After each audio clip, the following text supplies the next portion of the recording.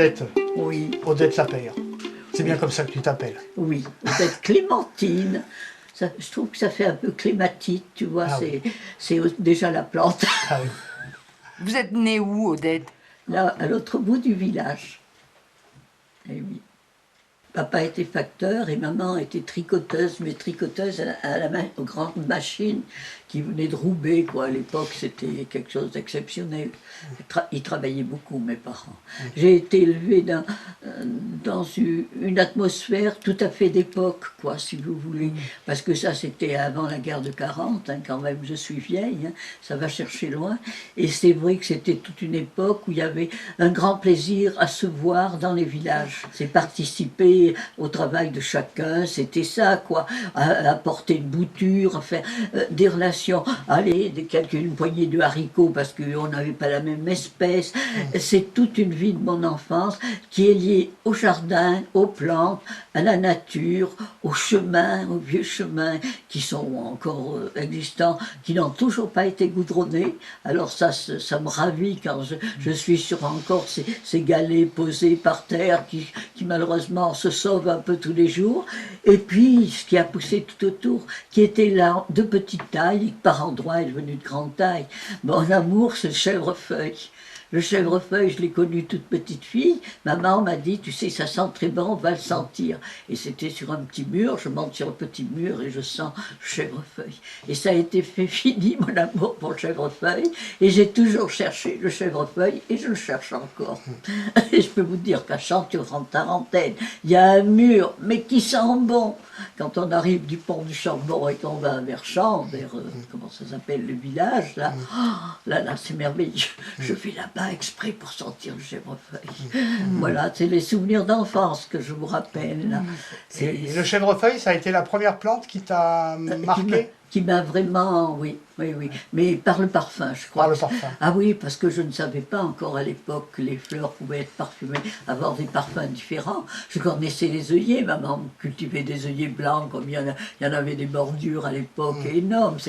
L'œillet blanc, c'était la merveille, hein. Et les œillets roses doubles, là, toujours ces œillets de bordure, quoi, qui sentaient bon, et ça, c'était une autre chose. Il y avait la violette qui venait toute seule dans les petits coins herbeux, alors on reniflait les violettes bleues, et quand il y en avait des blanches, c'était la fête, quoi. Oui, ah oui. Et alors, les coucous, comme on les appelait, toutes ces primes verts et tout ça, oui, ça, c'est sûr. Et puis alors, il y avait les pulmonaires, et ça, j'ai été heureuse, parce que maman, quand je suis allée en sixième, on a parlé plantes, bien sûr, comme partout, et j'ai parlé de la pulmonaire, et là, j'ai épaté tout le monde, même le professeur. Une pulmonaire, ils n'avaient jamais vu ça, alors qu'on en a partout, et que ça sent bon, et que c'est bon à sucer, vous savez, on suçait ce parfum de miel, quoi, qu'il y a dedans, je le fais encore, et du verset, qu'est-ce que tu veux, des choses comme ça, et ça peut pas te lâcher, tu as ça, presque quand tu es venu au monde. Alors quand tu as 90 ans, eh ben, tu les as encore, hein. C'est pas parti de ta tête. Moi je trouve ça assez étonnant, là. Mais il y a beaucoup de choses qui sont parties, mais pas les plantes. Alors je trouve que j'ai beaucoup de chance, tu vois. Encore maintenant, quand j'en découvre une que j'ai pas vue depuis longtemps, ben, je la regarde de près, hein. Et je la renifle et je la touche. Et... Ah oui, ça... La plante a été ma grande vie. Les souvenirs d'enfance, ben, ça vous marque, j'aime mieux vous dire. C'est les odeurs, oui. Et les parfums, ces odeurs, tout ça. Ah oui, j'étais très, très portée à renifler. Il fallait pas toujours, hein, c'était pas toujours terrible, mais je reniflais tout. Et je me souviens avoir reniflé les éléments fétides, tu vois. Et là, vraiment, j'ai trouvé que ça sentait mauvais, hein. Je suis allée dire à ma mère, mais ça sent plus mauvais que le cochon.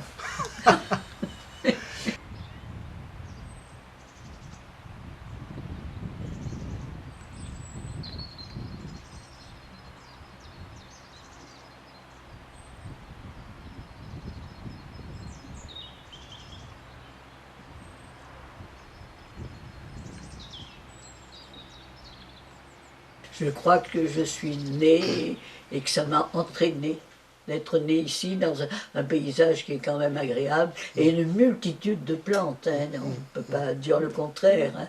Si tu pars de la toute petite au grand truc, on a de la marge, on peut se promener et avoir toujours quelque chose à regarder.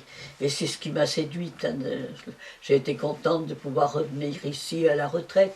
J'étais pas très loin, j'étais à Clermont-Ferrand, mais enfin, du jour où mon mari a été à la retraite, nous sommes venus ici tous les deux, et j'avais plus qu'à m'occuper de l'association, la recherche archéologique, puisque ça faisait partie de ma vie aussi, et des plantes. Et les deux allaient ensemble, parce qu'il y a des sites que j'ai découverts grâce aux plantes. Alors, si je te parle de la petite pervenche. Oui, ah ben voilà, celle-là, c'en est une bonne. C'est la première, et oui. Vinca minor, la petite Vinca minor. Cette petite pervenche, et oui, mais c'est maman qui la connaissait en tant que plante très ancienne. Et alors là, un jour, je la découvre et je dis, mais maman, il y en a dans le bois qui descend du roc mignonnet. Alors elle me dit, ah ah, tu penses, t'as pas regardé s'il y avait des murs? Je crois qu'il y avait un mur. Et je suis repartie voir s'il y avait des murs. Et il y avait des murs, et c'était c'était le roc mignonnet, quoi, les abords du roc mignonnet. Et voilà d'où est partie archéologie et plantes, ou plantes et archéologie. C'est drôle la vie, hein, parce que je n'étais pas spécial en fait pour ça. Pourquoi c'est venu? Et là, ça a été la folie, jusqu'à encore. Est-ce que tu peux nous dire en quoi cette petite pervenche est indicatrice de vestiges archéologiques, c'est-à-dire de vieilles pierres? Du Moyen-Âge. Voilà. Du Moyen-Âge. Ça, mais parce qu'elle était considérée comme une plante médicinale, et encore, pour le cœur, elle fait des bienfaits. Et j'ai un grand nombre de sites archéologiques qui ont été découverts grâce à elle. Vous étiez au milieu d'un bois, tout à coup. Qu'est-ce que c'est ce qu'elle fait là, cette pervenche? Vous regardiez, vous aperceviez qu'il y avait 3 pierres, de l'autre côté il y avait encore des pervenches, et ça a été une merveille de reconnaître Vinca minor, la petite pervenche. Ça, je l'aime beaucoup.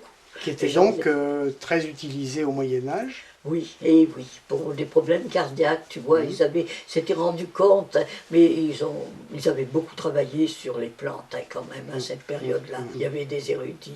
Et pas mal de religieux aussi, tu vois, qui se penchaient sur les bienfaits de Dieu dans la nature, quoi. C'était lié tout ça. Mais en fait, ça nous a apporté beaucoup. Hein. Moi, je sais que ces sites-là, il y en a que j'ai découvert grâce à cette petite pervenche. Hein. C'était quand même quelque chose. Ce qui veut dire que cette petite fleur, là, cette petite pervenche, était cultivée au Moyen-Âge pour ses vertus médicinales, pour le cœur, et que depuis le Moyen-Âge, elle a continué, malgré le fait qu'elle n'était plus utilisée sur ce site, mais elle a continué à pousser. Oui. Ah oui, ah oui. C'est ça qui est intéressant. Il y en a qui s'est étendu très, très bien. Hein. J'ai quelques sites où c'est merveilleux d'aller. Alors ça peut être des sites d'un tout petit village, de simplement une case, quoi, une maison, ou des vestiges de château. Voilà, ou de monastères, ou de tours, ou choses comme ça. Donc cette petite plante, c'est une mémoire de l'histoire. Ah oui, tout à fait. L'histoire du Moyen-Âge et toute l'histoire la suite. Mais au Moyen-Âge, elle a été... Enfin, je la considère très intéressante pour moi, Moyen-Âge, puisque c'est elle qui m'a fait découvrir bien des sites. Hein. C'est merveilleux. J'ai eu après d'autres plantes, mais en petite quantité, tu vois. Ah, tiens, il y en a une là. Par exemple, comment les lébores. Les lébores, ça je le trouve de temps en temps quand même. Hein, tu vois, elles sont très liées à l'homme, on n'aurait pas cru comme ça. Et finalement, l'homme s'en est beaucoup servi en tant que médicinal, et pour les animaux, et pour lui. Alors donc, moi, cette plante, et ça je le savais par mes grands-parents, mes parents, donc c'était une plante importante pour les gens qui vivaient à la campagne. On les accrochait aux poutres. Et ça désinfectait, quoi. Ça tuait les microbes, hein. C'était pas si mal. On avait trouvé ça. Ça, j'ai vu à beaucoup d'endroits. Le dernier endroit que j'ai vu, c'est dans l'étape qui est un peu plus loin, là, en allant sur la route de bord, quoi. Et pour les petits cochons aussi, on l'accrochait dans les porcheries. Oui, ça désinfecte, tout simplement. Ça dégage beaucoup d'odeur, mais ce n'est pas une odeur néfaste, puisque ça désinfecte. Et oui, pour les animaux, on l'employait beaucoup. Moi, je l'ai toujours vu chez mes grands-parents, dans la porcherie.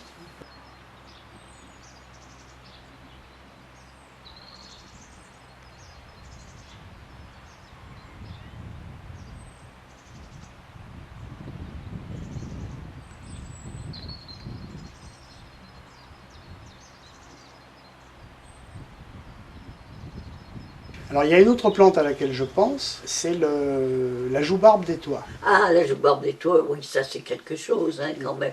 Elle a été cultivée au Moyen-Âge. Je l'ai retrouvée sur des vestiges. C'est difficile parce qu'elle se conserve, mais quand même, si les ronces envahissent, elle disparaît. Oui, il lui faut de la lumière. Il lui faut de la lumière, exactement, pour qu'elle puisse pousser, fleurir, se ressemer, enfin, tout ça. Mais enfin, il y a encore quelques sites où je la retrouve et je suis contente de la retrouver. Et il l'utilisait pour quel soin? Pour les blessures, ça c'est merveilleux. Tu te coupes avec un couteau ou une lame de rasoir, tu t'arrêtes le sang bien facilement. Moi j'ai vu ça, même pour des enfants. Un jour, un petit garçon qui passait avec sa tante, qui était malheureuse comme tout, elle le ramenait sur la côte où il y avait ses parents, et en partant de Mauriac où elle était, cet enfant est tombé.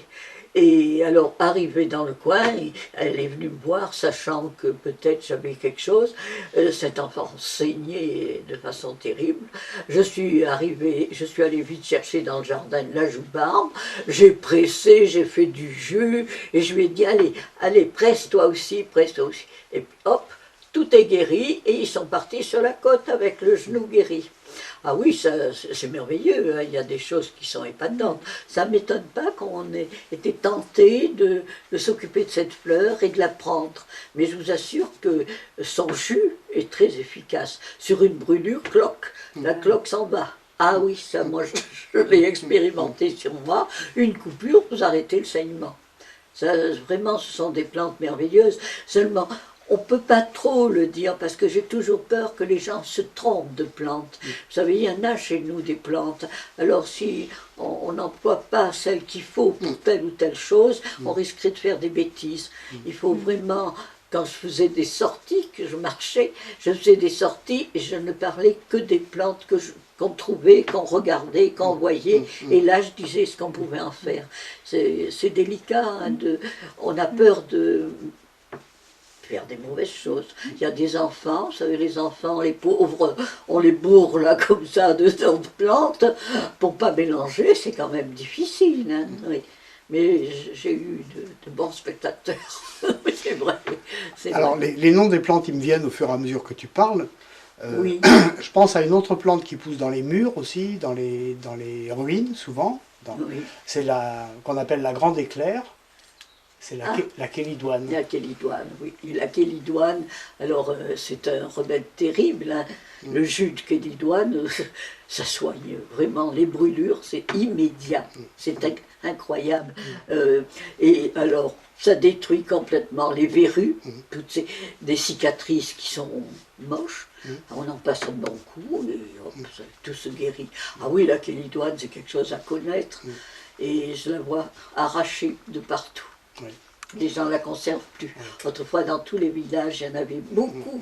Tous les murs, il y avait des kélidoines. Reconserver la kélidoine. Je trouve qu'on est un peu inconséquent vis-à-vis des plantes.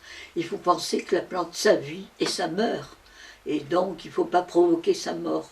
Je pense que ça, c'est important. Et je pense que tout le monde est prêt à le savoir. Mais on ne le dit pas assez. On ne lit pas assez. On n'écrit pas assez ces choses-là. C'est comme ça, hein. Le monde moderne, ça a changé. Si vous saviez, comme je me rappelle les plantes qu'il y avait quand on allait chez mes grands-parents et que j'avais 8 ans, quoi. C'est incroyable. Je suis repassée l'année dernière sur la moitié parce que, hélas, je ne marche pas beaucoup et j'ai retrouvé ces mêmes plantes. Et moi, je trouve ça merveilleux que des plantes soient restées au même endroit quand j'étais petite fille. C'est pas étonnant que je continue à les aimer et je les aime profondément, quoi. C'est ma vie.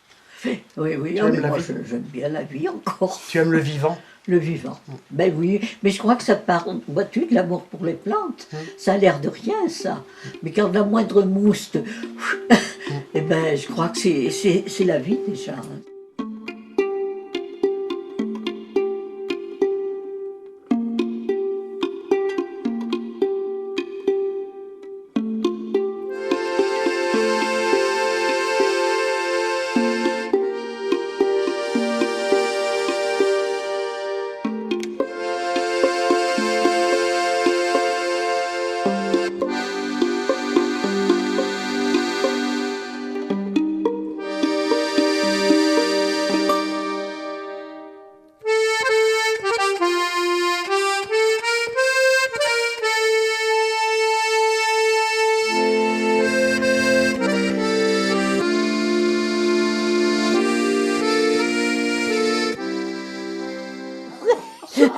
Moi, je me suis bien amusée.